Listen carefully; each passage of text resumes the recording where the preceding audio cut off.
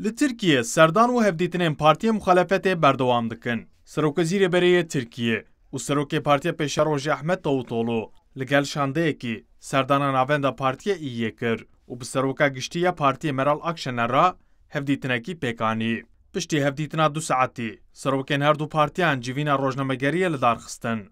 Di rojeva wan de problemên sîstema nû ya serokatiyê û vegera ji bo sîstema parlamenteriyeke bihêz hebû.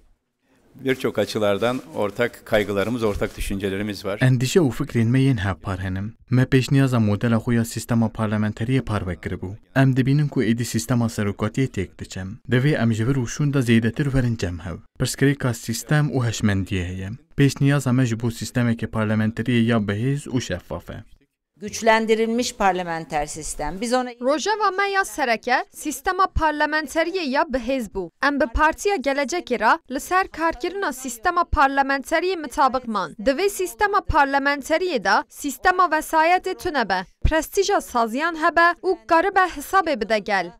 Partiya Pêşerojê di nihê mijdarê de modela sîstema parlamenteriya bihêz bi raya giştî re parvekir bû. Di hevdîtina Davutoglu û Akşener de biryar hatayîn ku her du partî li ser sîstema parlamenteriya bihêz komîsyonekî hevpar ava bikin.